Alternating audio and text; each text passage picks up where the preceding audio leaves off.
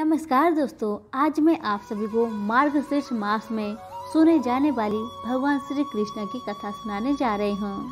कथा को अंत तक जरूर सुने। बहुत समय पहले की बात है। कर्माबाई एक पुत्र के रूप में ठाकुर जी के बाल रूप की उपासना करती थी, उनका लार दुलार करती थी। एक दिन कर्माबाई की इच्छा हुई कि ठाकुर जी को फल मेवे की जगह में अपने हाथों से कुछ बनाकर खिलाऊं। उन्होंने प्रभु को अपनी इच्छा के बारे में बताया। भगवान तो भक्त के लिए सर्वथा प्रस्तुत हैं। तो प्रभु जी बोले, माँ जो भी बनाया हो वही खिला दो, बहुत भूख लगी है। कर्माबाई ने खिचड़ी बनाई थी, ठाकुर जी को खिचड़ी खाने को दे दी। भगवान कृष्ण को बेहद पसंद आई वो खिचड़ी। भगवान बड़े ही चाव से खिचड़ी को खाने लगे और कर्माबाई यह सोचकर भगवान को पंखा झलने लगी कि कहीं गरम खिचड़ी से मेरे ठाकुर जी का मुंह ना जल जाए। भगवान तो बड़े ही चाव से खिचड़ी खा रहे थे और माँ की तरह कर्माबाई उनका पंखा कर रही थी। भगवान ने कहा, माँ मुझे तो खिचड़ी बहुत अच्छी लगी, मेरे लिए आप हर रोज खिचड़ी ही पकाया करें, मैं तो यही आकर खाऊंगा।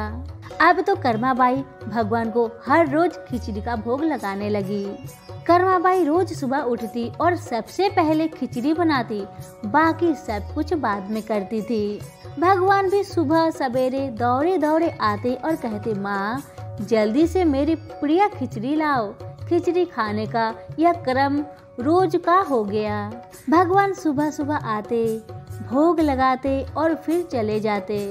एक बार एक महात्मा कर्माबाई के पास आए। महात्मा ने उन्हें सुबह सुबह खिचड़ी बनाते देखा तो नाराज होकर कहा, माता जी आप यह क्या कर रही हो? सबसे पहले नहा धोआ कर पूजा पाठ करनी चाहिए, लेकिन आपको तो पेट की चिंता सताने लगी। कर्माबाई ने बताया, क्या करूं महाराज जी, संसार जिस भगवान की पूजा अर्चना कर रहा होता है वही सुबह सुबह भूखे आते हैं, उनके लिए ही तो सब काम छोड़कर पहले खिचड़ी बनाती हूँ। तब महात्मा ने कर्माबाई को समझाने लगे, माता जी तुम भगवान को अशुद्ध कर रही हो। सुबह स्नान के बाद पहले रसोई की सफाई करो, फिर भगवान के लिए भोग बनाओ। फिर अगले दिन कर्माबाई ने यही काम किया। भगवान सुबह आए और प्रभु खिचड़ी मांगने लगे तो कर्माबाई ने कहा, प्रभु अभी स्नान कर रही हूँ, थोड़ा रुको।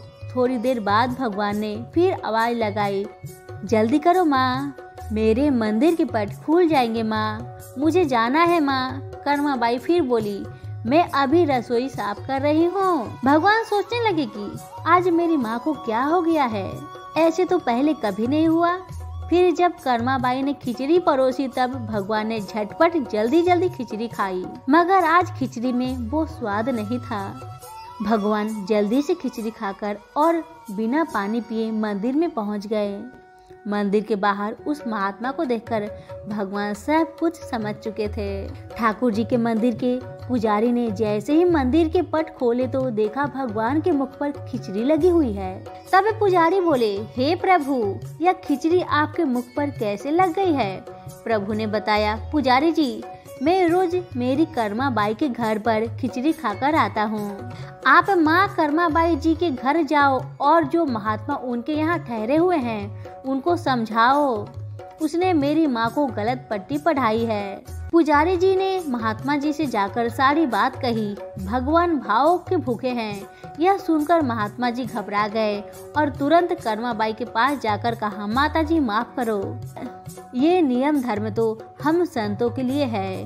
आप तो जैसे पहले खिचड़ी बनाती हो वैसे ही बनाएं। आपके भाव से ही ठाकुर जी खिचड़ी खाते हैं। फिर एक दिन आया जब कर्माबाई के प्राण छूट गए। उस दिन पुजारी ने मंदिर के पट खोले तो देखा भगवान की आंखों में आंसू है और प्रभु रो रहे हैं।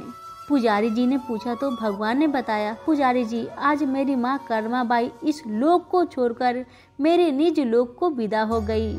अब मुझे कौन खिचड़ी बनाकर खिलाएगा? पुजारी ने कहा, प्रभु जी आपको माँ की कमी महसूस नहीं होने देंगे। आज के बाद आपको सबसे पहले खिचड़ी का भोग ही लगेगा। इस तरह आज भी जगन्नाथ भगवान को खिचड़ी का भोग लगाया जाता है। हमारी आज की कथा यहीं पे समाप्त होती है। उम्मीद करती हूँ आप सभी को पसंद आई होगी। धन्यवाद।